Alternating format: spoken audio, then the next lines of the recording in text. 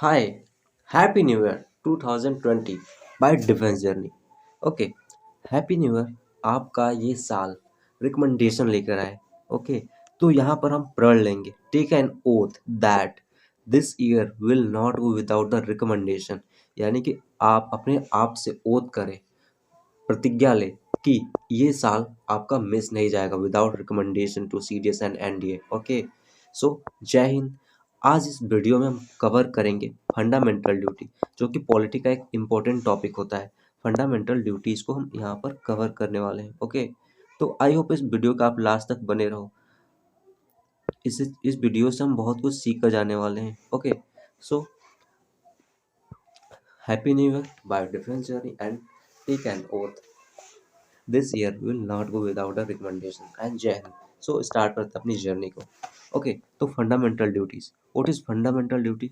तो fundamental duties से लगभग हर साल क्वेश्चन एक दो पूछ ही लिए जाते हैं। तो ये बहुत ज़्यादा इंपॉर्टेंट चैप्टर है। तो ये वीडियो होने वाला है 10 से 15 मिनट का, जिसमें आप बहुत कुछ सीख कर जाओगे। ओके, तो ये बहुत ज़्यादा इंपॉर्टेंट होने वाला है। ओके, यहाँ पर कुछ ज़्यादा इंपॉर्टेंट चीज़ें नहीं है, बस जो जो इंपॉर्टेंट चीज़ें हैं जहाँ से क्वेश्चन पूछे जाते हैं वो सब इस वीडियो में कवर हो जाएगा। ओके, तो ये 10 मिनट का वीडियो आप यहाँ से देखकर नोट्स बना लेना। ओके, सो फंडामेंटल ड्यूटी की बात है। What is duty? ड्यूटी यानी कि आपकी रिस्पॉन्सिबिलिटी किसके प्रति? देश के प्रति। आपके देश के प्रति क्या रिस्पॉन्सिबिलिटीज है, यही फंडामेंटल ड्यूटी, हमारे संविधान का फंडामेंटल ड्यूटी यही बात करता है basically. Okay, so okay, wait a minute. So हाँ, तो ये कौन से पार्ट में पड़ता है? और ये देखो स्माइल कर रहे हैं ना, तो आप ये स्माइल होकर आप अपनी प्रिपरेशंस को स्टार्ट करें। हर जो भी क्लास स्टार्ट होता है विद द स्माइल, बिकॉज आपकी जो पॉजिटिविटी है वही आपको रिकमेंड कराने में मदद करेगी। Okay, so small smile just like this emoji. Okay, so ये कौन से पार्ट में पड़ता है? That is part fourth A, यानी कि चौथे पार्ट के एक क्लॉज में पड़ता है। What is a? ए का मतलब इसको अमेंडमेंट द्वारा इसको ऐड किया गया है। आप जहाँ भी हमारे संविधान में ये ए वर्ड जहाँ भी देखो, जैसे 51A, जहाँ भी ए वर्ड आपको दिखाई दे, इसका मतलब क्या हुआ? ये हमारे ओरिजिनल कॉन्स्टिट्यूशन में नहीं था, इसको अमेंडमेंट द्वारा इसको ऐड किया गया है। ओके, तो इसका मतलब ये होता है। तो हमारा ये कौन सा पार्ट में पड़ता है? That is part fourth A. Okay, तो फोर्थ ए में पड़ता है, फोर्थ ए में। और ये कहाँ से लिया गया है? इसको टेकन फ्रॉम यूएसएसआर। और ये फोर्थ ए कहाँ से इसको लिया गया है? ये यूएसएसआर से लिया गया है। और किसके, कौन सा उसका अमेंडमेंट एक्ट था? That is 42nd। अब बताना कमेंट करके 42nd अमेंडमेंट एक्ट को किस और नाम से जाना जाता है? ओके, ये बहुत ज़्यादा इंपॉर्टेंट अमेंडमेंट एक्ट है जो 1976 में इसको किया गया था। ओके, सो ये बहुत ज़्यादा इंपॉर्टेंट है।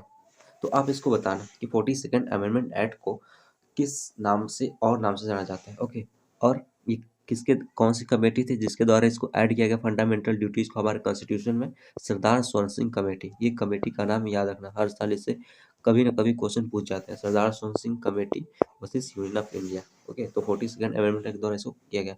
और ये कौन सा आर्टिकल में? Article 51A। ये फिर आ गया, ए का मतलब इसको अमेंडमेंट द्वारा इसको ऐड किया गया हमारे कॉन्स्टिट्यूशन में। ये ओरिजिनल कॉन्स्टिट्यूशन में हमारे नहीं था। तो 51A आर्टिकल है और ये पार्ट फोर्थ ए में आता है। ओके, तो इतना चीज़ें हमने जान लिया।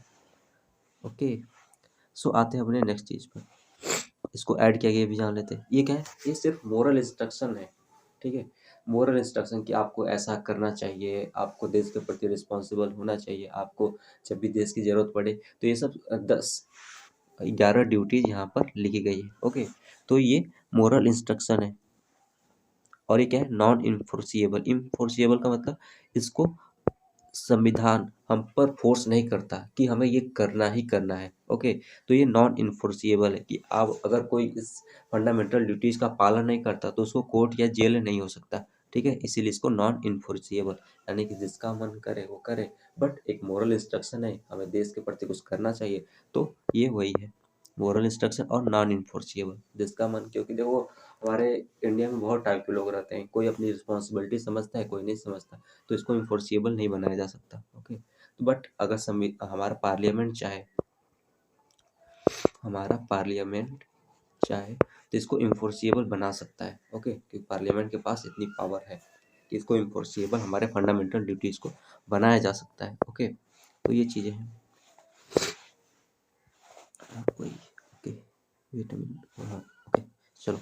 तो हाँ, लिखा है अगले पॉइंट में, लिखा है पार्लियामेंट कैन मेक इट इम्फोर्सिबल, यानी कि इसको बनाया जा सकता है कंपलसरी, कि सभी को इसको पालन करना ही पड़ेगा। ओके, तो ये चीज़ें, और ये किसके लिए है? बस सिटीजन के लिए, अब फॉरेनर्स के लिए नहीं है, यानी जो विदेश के लोग आते हैं उसके लिए फंडामेंटल ड्यूटीज़ नहीं है, क्योंकि वो ड्यूटी इंडिया के सिटीजन को ही दिए गए हैं। फंडामेंटल ड्यूटीज़ हम फॉरेनर को नहीं दिए हैं। ओके, तो ये बात करते हैं ये चीज़ें।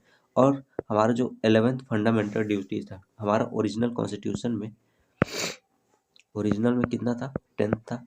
और एक और 11th फंडामेंटल ड्यूटीज एफडी को ऐड किया गया था। कौन सा अमेंडमेंट एक्ट के? 86 अमेंडमेंट एक्ट 2002।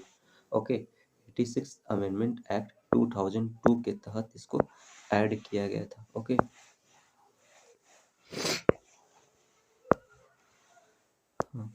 सो इसको 86 सॉरी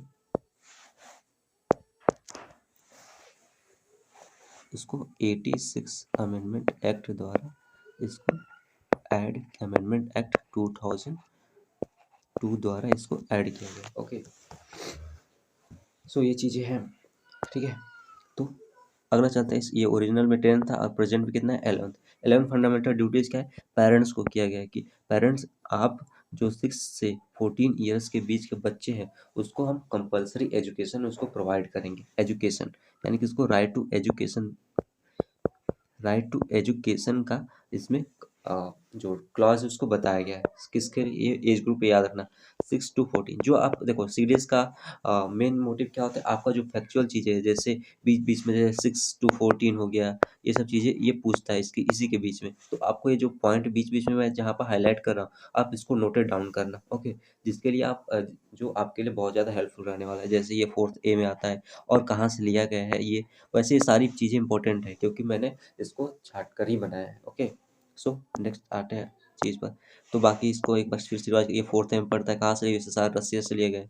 इस कौन सा आर्टिकल? 51 ए अमेंडमेंट। कौन सा अमेंडमेंट था वो? 42nd अमेंडमेंट है। लार्सन से कमेटिंग और वर्सेस यूनियन ऑफ इंडिया का केस किया गया उस समय 42nd अमेंडमेंट एक्ट के द्वारा इसको हमारे कॉन्स्टिट्यूशन में ऐड किया गया। ये मोरल इंस्ट्रक्शन है कि आपको ऐसा अच्छी चीज़ें बताई गई इसमें, और नॉन इन्फोर्सिबल है, बट इसको पार्लियामेंट चाहे तो कुछ चेंजमेंट करके इसको इन्फोर्सिबल बना सकता है, यानी कि इसको कंपलसरी बना सकता है। ओके, और ये किसके लिए? ओनली फॉर सिटीजन है। और 11th फंडामेंटल ड्यूटी ओरिजिनल कितना था? 10 था, अब कितना है? 11 है। तो 11th फंडामेंटल ड्यूटीज 86, ये याद रखना, 86 अमेंडमेंट एक्ट 2002 द्वारा ऐड किया गया। और हमारा 11th फंडामेंटल ड्यूटीज क्या है?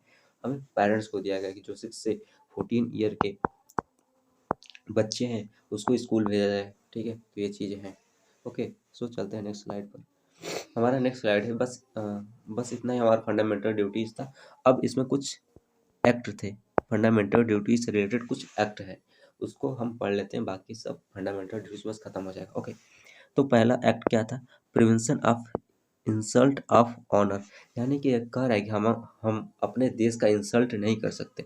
प्रिवेंशन यानी कि 1971 में एक एक्ट बनाया गया जिसमें कहा गया कि हम अपने नेशनल फ्लैग, नेशनल अपना जो नेशनल एंथम, कुछ भी जो हमारे नेशनल, जो हमारे राष्ट्र को प्रेजेंट करती है, रिप्रेजेंट करती है, उसका हम इंसल्ट या उसको डिसऑनर हम नहीं कर सकते। ठीक है, इंसल्ट ऑफ ऑनर, जो हमारे देश का जो सिंबल चीज़ है, जो अच्छी चीज़ है, उसको हम इंसल्ट नहीं कर सकते। अगर कोई करता है तो उसके ऊपर सरकार एक्शन लेगी। ओके, तो ये चीज़ें, आप अपने देश का फ्लैग का इंसल्ट नहीं कर सकते।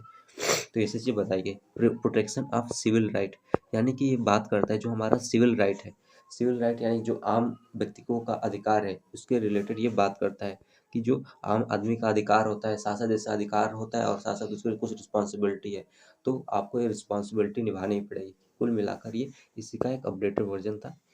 ओके, और क्या किया गया? Representation of people act. ठीक है, ये भी किया गया 1951 में, ये रिप्रेजेंटेशन ऑफ पीपुल एक्ट। ये क्या था? What is this?